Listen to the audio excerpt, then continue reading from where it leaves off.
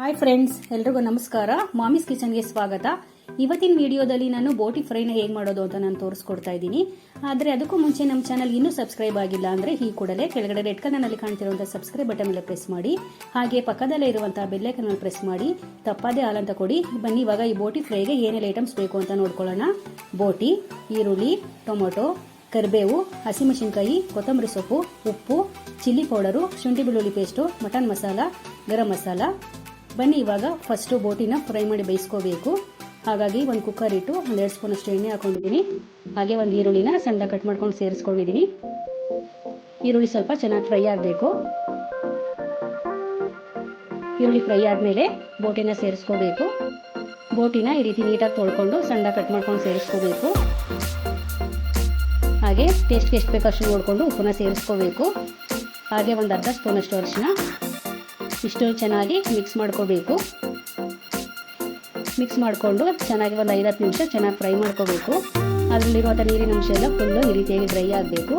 ಅಲ್ಲಿವರೆಗೂ ಚೆನ್ನಾಗಿ ಫ್ರೈ ಮಾಡಿಕೊಂಡು ಇವಾಗ ಬೋಟಿ ಬೇಯೋದಕ್ಕೆ ಎಷ್ಟು ಬೇಕು ಅಷ್ಟು ನೀರನ್ನು ಸೇರಿಸ್ಕೋಬೇಕು. ನೀರನ್ನ ಸೇರಿಸ್ಕೊಳ್ಳಿ. ನೀರನ್ನ ಸೇರಿಸ್ಕೊಂಡು ನೀರನ್ನ ಕ್ಲೋಸ್ ಮಾಡಿ ಒಂದು 7-8 ನಿಮಿಷ ಕಲಿಸ್ಕೋಬೇಕು. ಬೋಟಿನ ಚೆನ್ನಾಗಿ ಬೇಯಿಸ್ಕೋಬೇಕು. ಇವಾಗ ಕುಕ್ಕರ್ ತಣ್ಣಗಾಗಿದೆ.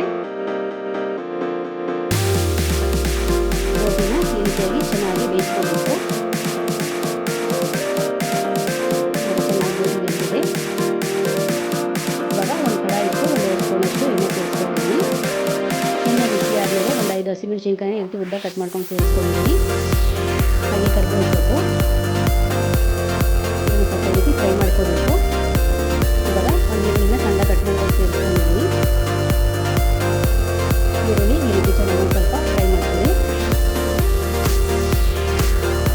ಇದಕ್ಕೆ ಶುಂಠಿ ಬೆಳ್ಳುಳ್ಳಿ ಪೇಸ್ಟನ್ನು ಸೇರಿಸ್ಕೊಂಡಿದ್ದೀನಿ. ಶುಂಠಿ ಬೆಳ್ಳುಳ್ಳಿ ಪೇಸ್ಟ್ ಈ ರೀತಿ ಫ್ರೈ ಮಾಡ್ಕೊಳ್ಳಿ. ಫ್ರೈ ಆದಮೇಲೆ ಒಂದು ಟೊಮೊಟೊನ ಈ ರೀತಿ ಸಣ್ಣ ಕಟ್ ಮಾಡ್ಕೊಂಡು ಸೇರಿಸ್ಕೊಂಡಿದ್ದೀನಿ. ಈರುಳ್ಳಿ ಟೊಮೊಟೊ ಎಲ್ಲ ಚೆನ್ನಾಗಿ ಫ್ರೈ ಆಗಬೇಕು. ಇದಕ್ಕೆ ಒಂದು ಸ್ವಲ್ಪ ಉಪ್ಪನ್ನ ಸೇರಿಸ್ಕೊಂಡಿದ್ದೀನಿ. ಹಾಗೆ ಉಪ್ಪನ್ನ ಸೇರಿಸ್ಕೊಂಡಿದ್ವಿ. ಈಗ ಈರುಳ್ಳಿ ಟೊಮೊಟೊ ಫ್ರೈ ಆಗೋದಕ್ಕೆ ಎಷ್ಟು ಬೇಕಷ್ಟು ನೋಡಿಕೊಂಡು ಸೇರಿಸ್ಕೊಳ್ಳಿ. ಇವಾಗ ಬೇಯಿಸ್ಕೊಂಡಿರುವಂಥ ಬೋಟಿನ ಸೇರಿಸ್ಕೊತಾ ಇದ್ದೀನಿ. ಅದು ನೀರು ಸಮೇತ ಸೇರಿಸ್ಕೋಬೇಕು. ನೀರನ್ನ ತೆಗಿಯಕ್ಕೆ ಹೋಗಬೇಡಿ. 1 ಸ್ಪೂನಷ್ಟು ಮಟನ್ ಮಸಾಲ ಸೇರಿಸ್ಕೊಂಡಿದ್ದೀನಿ. ಹಾಗೆ 1 ಸ್ಪೂನಷ್ಟು ಚಿಲ್ಲಿ ಪೌಡರ್ ಸೇರಿಸ್ಕೊಂಡಿದ್ದೀನಿ. ನಿಮಗೆ ಖಾರಕ್ಕೆ ಎಷ್ಟು ಬೇಕಷ್ಟು ನೋಡಿಕೊಂಡು ಚಿಲ್ಲಿ ಪೌಡರ್ ಸೇರಿಸ್ಕೊಳ್ಳಿ. ಒಂದು ಅರ್ಧ ಸ್ಪೂನಷ್ಟು ಗರಂ ಮಸಾಲ ಸೇರಿಸ್ಕೊಂಡಿದ್ದೀನಿ. ಎಲ್ಲ ಸ್ಪೈಸಸ್ ರೀತಿ ಸೇರಿಸ್ಕೊಂಡು ಚೆನ್ನಾಗಿ ಮಿಕ್ಸ್ ಮಾಡ್ಕೋಬೇಕು. ಎಲ್ಲ ಸ್ಪೈಸಸ್ ಮಾಡ್ಕೊಳ್ಳೋವರೆಗೂ ನೀರನ್ನ ಕ್ಲೋಸ್ ಮಾಡಿ ಒಂದು 5 ನಿಮಿಷ ಚೆನ್ನಾಗಿ ಬೇಯಿಸ್ಕೊಳ್ಳಿ.